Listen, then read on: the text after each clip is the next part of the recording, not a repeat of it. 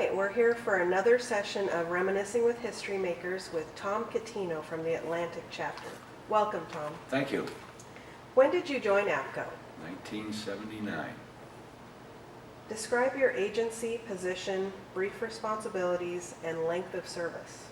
I was with the town of Colony, New York, which is outside of Albany, the state capital.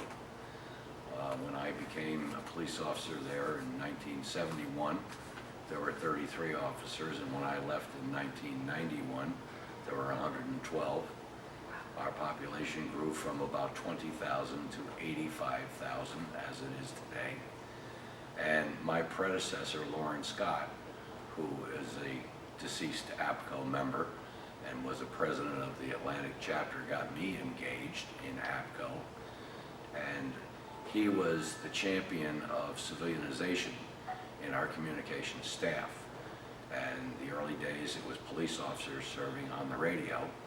And through his efforts, we became 38 members strong in a communication records division that then served police, fire, and EMS, not just for our town, but for surrounding agencies also. So it was quite a piece of history, and he introduced me to APCO. My first APCO conference was 1983 in Salt Lake City, Utah. And at that point, I was introduced to Lynn Ford. And she literally took me by the hand and introduced me to people and showed me how to go through the exhibit floor and find my way around that event. And of course, the conference now today has grown at least tenfold, and you can't do all you need to do in the number of days that we are here.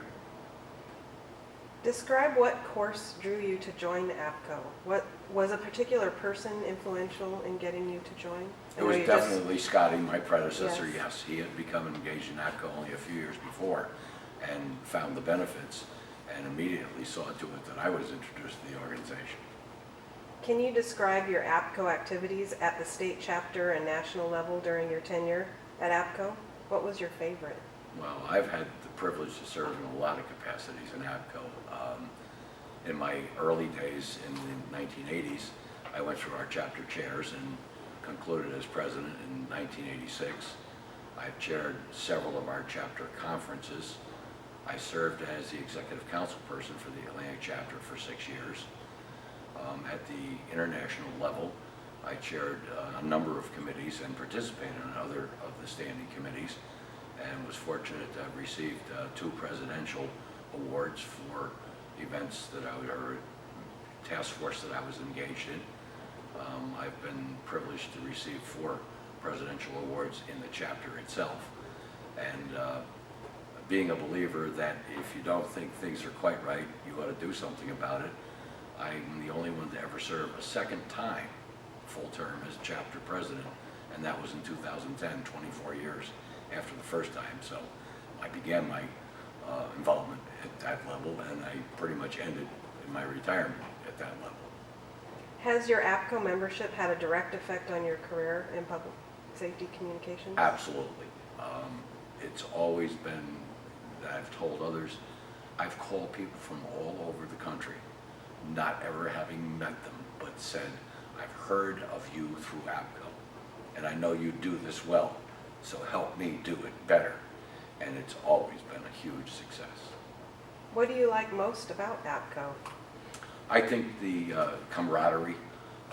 Now that I am retired, I come back to this conference every single year. There are those people that I've known for many, many years that I get to see once a year. And you know, they all function in the same ideal, and that is we're here to help people. So it's just a great group of individuals. What does APCO do better than anyone else? I think APCO is broad-based. There are other communications-oriented organizations, but APCO does it all. Technology, frequency advisory, education, training, the shows, and the literature, and the headquarters staff. So they are certainly the premier organization. There are other organizations that I've belonged to at times for purposes, but APCO is the coverall. What does APCO need to do to move forward and stay current? That's difficult in today's world. It is so hard to teach the general public how important the public safety providers are. No one goes to bed at night or gets up in the morning wondering, what am I going to do when my life gets in upheaval? And in turn, the answer is they call 911. To some degree, the television and the movies make people think that paramedics jump out of helicopters. And the dispatcher is absolutely the key to that true first responder. And I've always been enamored by some of the creative things that they do on the fly. It's just beyond comprehension what they can think of and what they can make happen in a moment of need. What stands out as a significant contribution during your time in office? Oh, I couldn't put my finger on one thing. I think the biggest thing is the people that you deal with. People who are in the public safety industry are not the normal run-of-the-mill. Nobody goes to that job at the lower pay and the lack of respect and still does it as well as they do. There's something inbred in them that make them want to be the providers, the helpers, the ones that someone can turn to. And forever that will be what this organization means to me. So, what's your favorite APCO memory?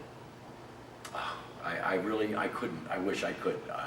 I thought about it, and there's so many that I really can't put my finger on it. Probably my first conference in 1983, the opportunity to go and see the scope of APCO and then know how it's grown and developed into today.